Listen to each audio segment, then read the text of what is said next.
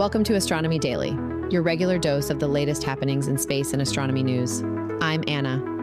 And I'm Avery. We've got a fantastic lineup for you today, diving into everything from the sheer number of stars in our galaxy to tumbling asteroids, exciting updates from China's space program, and even the detection of a truly enigmatic dark object. It's going to be a stellar episode, pun intended. Let's kick things off with a question that's probably crossed everyone's mind. Just how many stars are there in the Milky Way? That's a great question, Anna, and the answer is more than you can imagine. Astronomers generally estimate around 100 billion stars in our galaxy, but it's a number that really depends on a lot of different factors. 100 billion, wow. And I imagine it's incredibly difficult to count them from our vantage point inside the galaxy, right? All that dust gets in the way. Exactly. It's like trying to count trees from inside a dense forest. So astronomers often look to other galaxies, which are easier to observe as a whole, to develop their estimation methods. One primary method involves studying the luminosity of galaxies.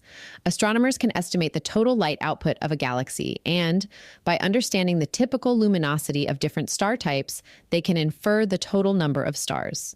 This is often combined with observations of a galaxy's mass, inferred from its rotation speed or the motion of its stars, as more massive galaxies generally contain more stars. Another approach involves analyzing the stellar populations within representative regions of a galaxy, then extrapolating those findings to the galaxy's full extent. While these methods provide robust estimates, the numbers are always subject to refinement as our observational capabilities improve and our understanding of stellar evolution and galactic structures deepens. So the exact number is always evolving, but our estimates become more precise over time. Moving on from the grand scale of galaxies, let's zoom in to something a bit closer to home: asteroids. There's fascinating new research about why some asteroids spin smoothly and others tumble chaotically. Yes, this study is really shedding light on their past. It suggests an asteroid's rotation is largely determined by how frequently it's impacted by other space rocks, which is quite an intuitive idea when you think about it. Absolutely, and it combines data from ESA's Gaia mission, advanced modeling, and AI, spearheaded by Dr. Wen Hanju from the University of Tokyo. It's a great example of interdisciplinary science revealing the physics of asteroid rotation and even their internal structure. And what's particularly interesting is the interplay of two forces: collisions, which cause the tumbling, and internal friction, which tends to stabilize them into a regular spin. This creates a sort of natural boundary in asteroid populations. That's a fascinating dynamic. So it's a constant battle between disruptive forces and stabilizing ones. What does this natural boundary look like in terms of asteroid size or composition? Smaller asteroids, though easily tumbled by impacts, tend to restabilize relatively quickly due to their internal friction. It's like they have a built-in dampener for chaotic motion. So the larger ones essentially shrug off most minor collisions, maintaining their steady spin. It takes a significant hit to disrupt a truly massive asteroid. It's essentially a size-dependent threshold. For a small asteroid, even a relatively minor impact can induce tumbling, but its internal structure quickly absorbs that energy, allowing it to settle back into a predictable spin. For larger asteroids, their sheer mass and gravitational integrity mean only a very substantial energetic collision would impart enough angular momentum to truly destabilize their rotation for an extended period. And crucially, this study also confirms the YORP effect, that's the YORP effect, as a primary driver for rapid rotation in smaller asteroids. It highlights how radiation pressure can subtly reshape and spin up these smaller bodies, something less influential on their larger, more massive counterparts. And in case you're wondering, because I was and looked it up, YORP stands for Yarkovsky O'Keefe Radzievsky Paddock, honoring 4 scientists who contributed to the understanding of these radiation-driven rotational changes in small bodies. Thank you. I was going to ask, but that's a good point about the YORP effect. Could you elaborate a little more on how that radiation pressure actually works to spin up these asteroids? It sounds quite subtle.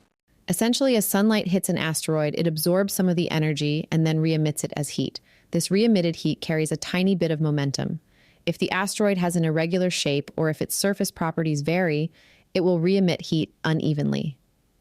This uneven re-emission creates a very small, continuous torque or twisting force that can gradually increase or decrease the asteroid's spin rate over long periods. It's a subtle but powerful effect, especially for smaller bodies where their mass is not enough to resist this gentle push. Speaking of important research, let's pivot to some exciting news from China's space program. It's truly a dynamic time, with an accelerating launch cadence and commercial providers on the verge of their maiden orbital flights. That's fascinating. What's the latest from the Tiangong space station? Tiangong has been incredibly busy. They recently completed their 4th spacewalk, a significant milestone. They're also preparing for the Shenzhou 21 mission, which will bring new taikonauts to the station, continuing long-duration scientific experiments. Switching gears to deep space, new images have just arrived from Tianwen-2. The probe is on its way to the near-Earth asteroid Gamo'olalewa, aiming for a sample return, which would be a monumental achievement. And on the commercial front, the competition is heating up. We're seeing rapid progress in launch vehicles and engine testing. Landspace's powerful BF-20 engine is undergoing advanced tests, and Deep Blue Aerospace's Liking RS is also making strides. Galactic Energy's Pallas 1, CAS Space's Lijian 2, and Orient Space's Yinli 2 are all nearing their inaugural flights, promising to significantly boost China's access to space. That's incredible. What about China's crewed lunar mission plans? The Changcheng 10 rocket, crucial for China's ambitious crewed lunar missions, recently completed a successful tethered ignition test. This is a critical step, demonstrating its propulsion system's readiness for human spaceflight and future lunar landings. It really shows their long-term vision and commitment to deep space exploration. So as you can see, we may not hear a lot from the Chinese space program, but they're making rapid strides and are far from being idle. From ambitious missions to something far more elusive, astronomers have recently detected a mysterious dark object, not by its light, but purely by its gravitational pull. This is truly a groundbreaking discovery. That's right, Anna. The leading candidates are indeed a rogue black hole or neutron star, which are both remnants of massive stars. However, a less massive possibility is an isolated brown dwarf, a failed star that never quite ignited fusion. The key here is free floating, meaning it's not gravitationally bound to any star, moving independently through the galaxy. That's a fascinating concept, free floating. So this object is truly isolated, not orbiting anything, and that's what makes it so challenging to detect without gravitational lensing. And this detection method, known as microlensing, is truly revolutionary. It works by observing how the dark object's gravity warps the light from a background star. As the object passes in front of the star, it temporarily brightens the background star's light, acting like a cosmic magnifying glass. This technique is incredibly sensitive to objects that emit no light of their own. This discovery is really pushing the boundaries of what we can detect. It provides crucial insights into the population of dark, compact objects in our galaxy, objects that don't emit light, but whose gravitational influence is undeniable.